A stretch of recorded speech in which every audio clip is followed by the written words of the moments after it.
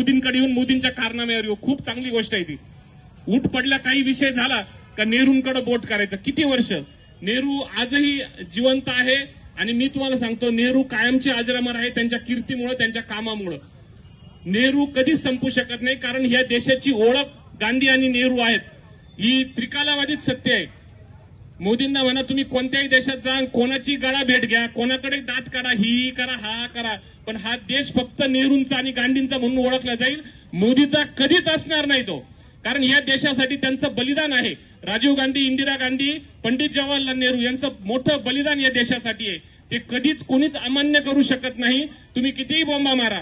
राहिला प्रश्न शेतकऱ्यांचा, आज शेतकऱ्यांची अवस्था बिकट आहे. आम्ही बघतो संपूर्ण महाराष्ट्रात नाही, संपूर्ण भारतामध्ये मोदींच्या या धोरणांमुळे एक शेतकऱ्यांमध्ये असंतोषाचं वातावरण आहे. एकाही भाजीपाला पिकाला किंवा कुठल्याही पिकाला स्थिर भाव मिळत नाही.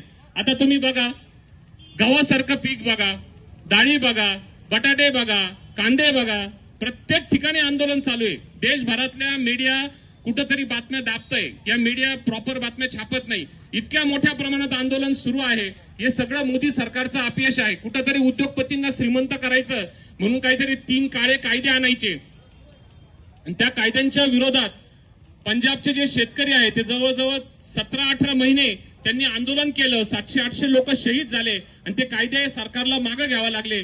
त्याच प्रकारे आता जसं अमेरिकेची ट्रेड डील त्यांची सध्या सुरू केली आहे प्रोसेस, त्याच्यामध्ये सर्वात महत्वाचा मुद्दा असा आहे की भारतीय शेतकरी पूर्ण देशोधडीला लागणार आहे. बाहेरच्या देशाला सूट आणि भारतीय शेतकऱ्यांची लूट असं हे धोरण मोदी सरकारचं आहे. त्याचं कारण आहे की एपिस्टिन फाईलमध्ये जेव्हापासून मोदीचं नाव आलं तेव्हापासून मोदीला पद वाचवण्यासाठी धडपड करावी लागते. आणि आज जर कोणाला वाटत असेल का भाजप सरकार खूप आलबेल चालू आहे, अशी परिस्थिती नाही. त्यांच्यामध्ये सुद्धा मोदींनी राजीनामा देऊन दुसरा पंतप्रधान व्हावा अशी काही भाजप जनांची सुद्धा इच्छा आहे. पण हे होऊ नये याच्याकरता मोदी त्या ट्रम्प पुढे लोटांगण घालत आहे आणि काही करून स्वतःचं पद वाचवायचं, हे असं धोरण मोदींचं आखलं आहे.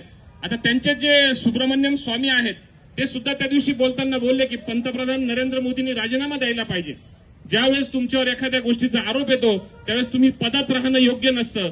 यापूर्वी सुद्धा महाराष्ट्राचे उपमुख्यमंत्री असतील, आर पाटील असतील, त्यांनी सुद्धा एका केसमध्ये राजीनामा दिला होता. यापूर्वी अनेक असे नेते होते की ज्यांनी काही आरोप आल्यानंतर राजीनामे दिले होते, मात्र ते धाडस सुद्धा मोदी दाखवत नाही.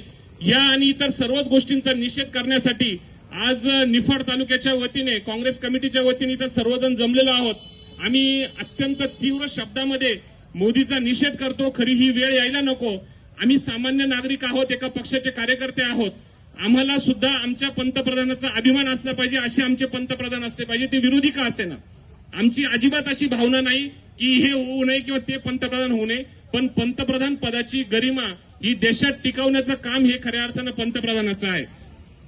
आज मोदींचे बाहेरच्या देशातले आपण व्हिडिओ बघतो, कुठंतरी चित्रविचित्र हावभाव करायचे, कुठंतरी हसायचं, कुठंतरी कोणाची बळजबरी गळा भेट घ्यायची, आणि चित्रविचित्र प्रकार सध्या सुरू आहे. तो सोशल मीडियावर बघवत नाही, त्याच्या खालच्या कमेंट बघवत नाही.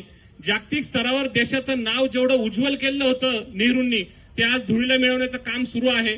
आम्ही काँग्रेस पक्षाच्या वतीने नरेंद्र मोदींच्या या सर्व बाबींचा तीव्र शब्दात निषेध करतो आणि त्यांनी तात्काळ राजीनामा द्यावा आणि या एपिस्टिन फाईलचा खुलासा झाला पाहिजे.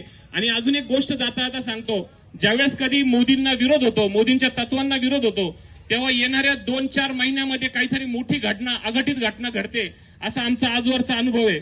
सुरळीकर सर, आजचा दिवस लक्षात ठेवा. आज मराठी भाषा दिन आहे. येत्या काही दिवसात जास्त विरोध वाढल्यास कदाचित एखादी घटना, काहीतरी एखादी गोष्ट होईल अशी शक्यता नाकारता येत नाही, कारण आपल्याकडे दुसरं भांडवलच नाहीये. आपल्याला एक तर कुठेतरी बॉम्बस्फोट घडून आणावा लागतो, नाही तर कुठेतरी हिंदू मुस्लिमचे दंगे काढावे लागतात. या सर्व बाबींवर जनतेने लक्ष ठेवलं पाहिजे आणि खऱ्या अर्थानं समजूतदारपणाने मतदान केलं पाहिजे. या मोदी सरकारचा निषेध केला पाहिजे. धन्यवाद.